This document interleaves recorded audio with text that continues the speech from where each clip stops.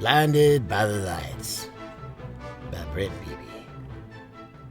Las Vegas lights up brighter than any star in the sky that I've ever seen. It's so bright, in fact, that most planes don't like flying over it.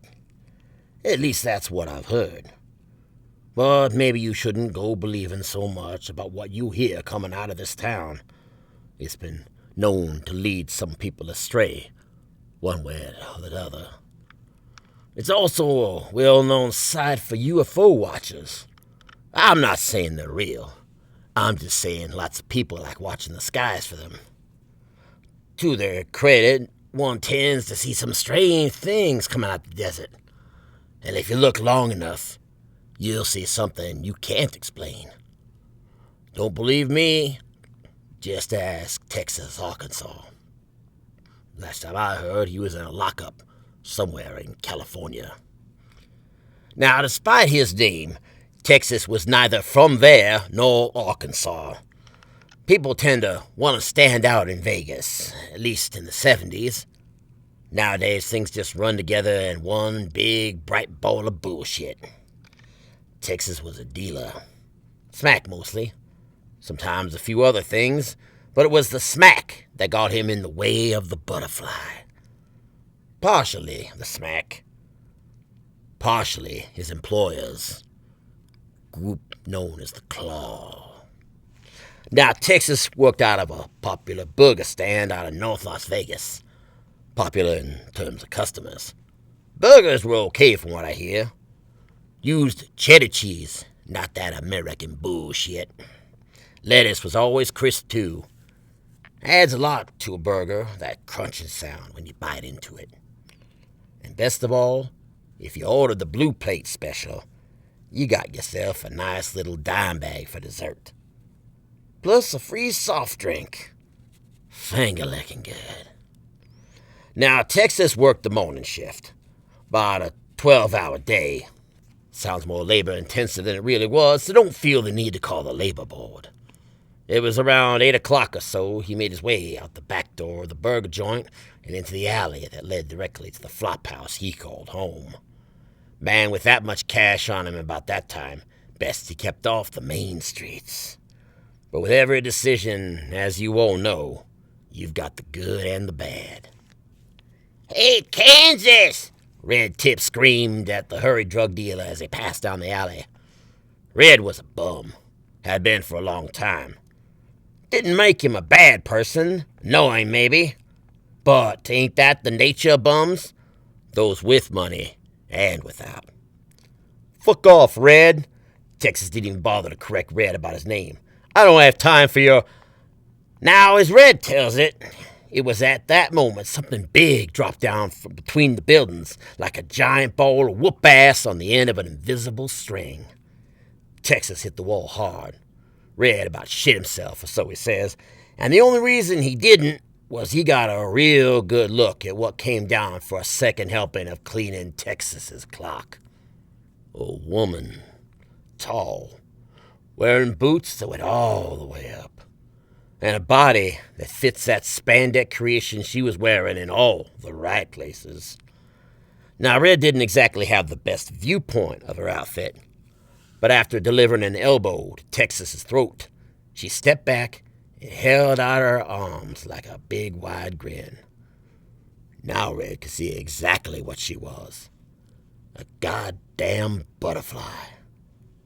Now this fabric that hung down from her arms, it was some kind of reflective stuff that fell over the poor dazed Texas in a series of colors that would make the swankiest dive in Vegas just sit up and take notice. In fact, they were a little too bright, as Red felt himself having to look away after a few seconds. He was so busy trying to save the last of his eyesight that he only barely heard what this human butterfly said to Texas not 2 seconds later. "Tell me about the Claw." And despite them being covered by a buggy-out hood that further exemplified the motif of a butterfly, Red knew that she had a look in her eyes that meant we're taking it to the max with a side of French fries. Now, Vegas in the 70s was a whole different beast. It's like comparing a T-Rex to a unicorn. And I guess which was which. Mob influence was pretty across the board. Men were men, ladies were companions, etc., etc. Now let's just leave it at this. You didn't bring your kids when you went there. The Indigo Element sat near the end of downtown.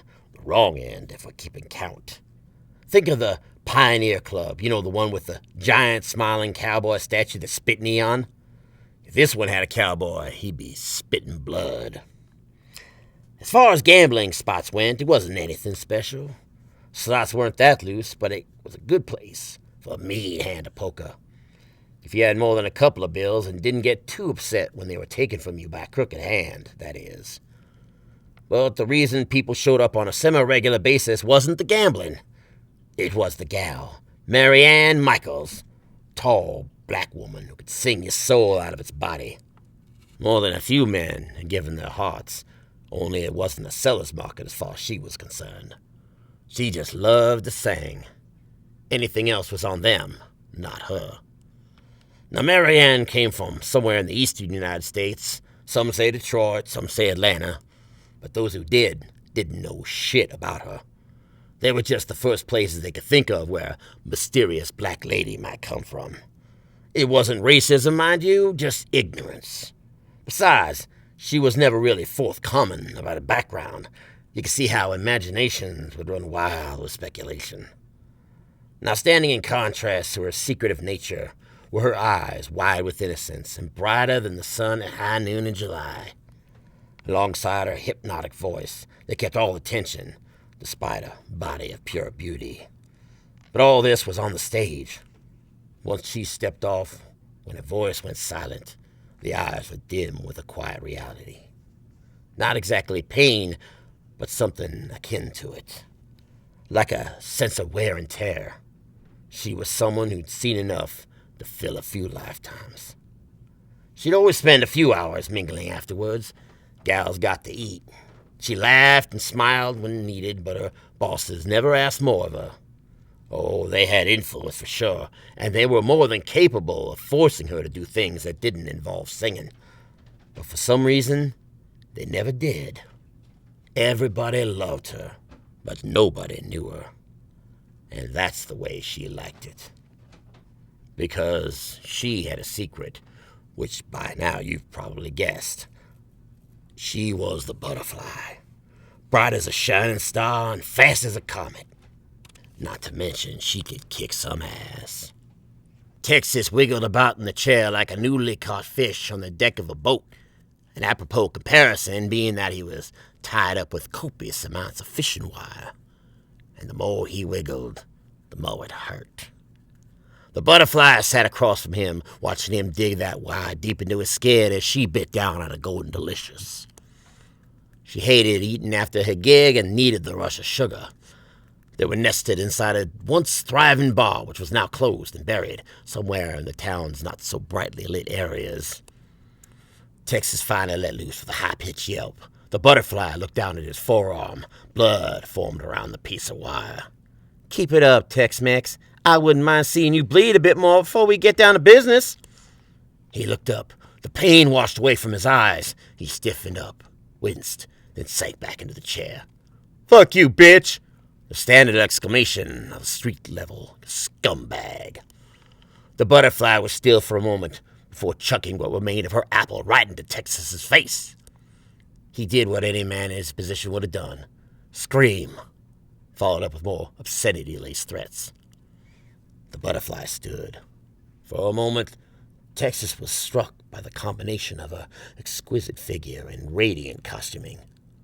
Much of it was pitch black, but the wings, the folds of material gathered up as if shot full of hot air to reveal a number of reflective passages which scooped up the bar's dull fluorescence and spun it into a web of dazzling bright.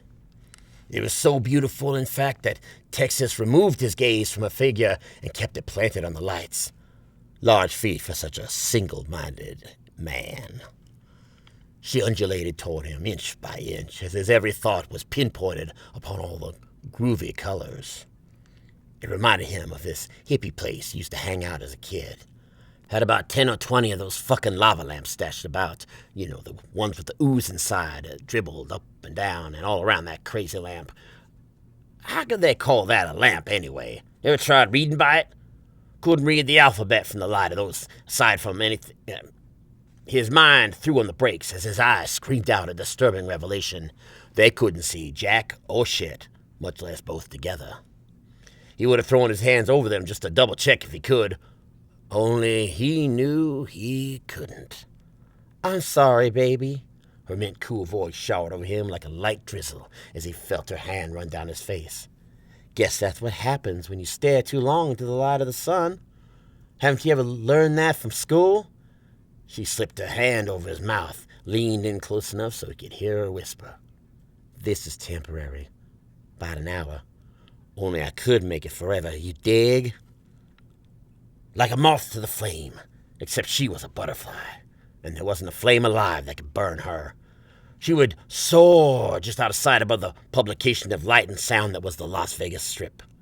She always kept her eyes on the prize while in the air, figuratively and literally. Sometimes her thoughts would trip back to the ether of her mind, to the times when things weren't so groovy, to the bad times, to the time when... But not tonight. She had to keep her mind on track. To put the plan into motion, she was a single-minded woman. At least she knew she had to be. This wasn't a place that brooked a distracting woman. Hell, was there anywhere in the world that did? But aside from an occasional distraction, it never proved that daunting.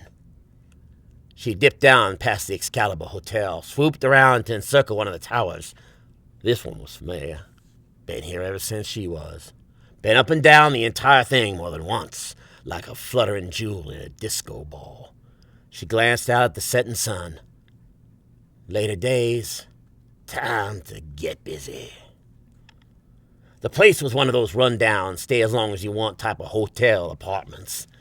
But as bad as it looked on the outside, you ain't seen nothing until you got inside the rooms. If there was a hell on earth, this place would have put it to shame. But it was exactly what they, the Claw, needed and wanted for their insidious business. The first two men entered, gave the place a quick peekaboo before the other three followed after. They had more than a few places like this. Drop boxes for the shit that people were lining up to shoot into their higher form of consciousness. The last man in line locked the door, drew the shades, then joined his brothers at the ragged table at the back of the room. The Claw, so named because of what they would do to you if you pissed them off, started counting out the little bags of joy into bigger bags of fun, which were then slipped into different sections of the room. It was a system that worked so far, only one big bag to a customer. But in case someone got greedy, all they needed to do was remember exactly why they called them the Claw. And that's when the lights went out. 2 seconds after, the door was nearly kicked off its hinges. The 5 men didn't stop to think about thinking before they drew their chosen sidearms and began pumping enough lead into the doorway that would make a pencil weep. Only there wasn't anything at the door, one side or the other, except the dark. Voices from all over the place roused up into a mighty fury as folks split from all about. Some didn't even take the time to throw on a pair of pants. But inside the room, you could have heard a pin drop on a ball of cotton. One of the Claw, a shorter dude with a bald dome and muscles upon muscles, made a move on the door. He was only a few slivers away when the lights washed over them like a rabid disco ball. "Boys," it was all she said and wrote. She slipped inside, gave the first dude a hard kick to the junk. He dropped like a sack of anchored shit. A couple of the others had their guns at the ready, but not fast enough to beat the light as the butterfly took it all up to the edge of the dial. It was like the sun itself set down into that room, perfect for what was needed and deserved by the rest of these scumbags. The butterfly zipped in and out, handing some serious pain to each man she passed. They didn't see shit, but they felt it. And then it was over. Each of them on the floor, full of groans and leaking pain. The butterfly took a quick second of self-satisfaction before tearing back through the door and into the Vegas sky. The ones that could walk escaped. Luckily, it was only 2 of them. Cops arrived a few minutes later and arrested the other 3. Following that night, if you had looked up at the roof of the Excalibur, you'd swear you saw the biggest ass butterfly you ever seen flying to and fro across the sky, like a moth to the flame.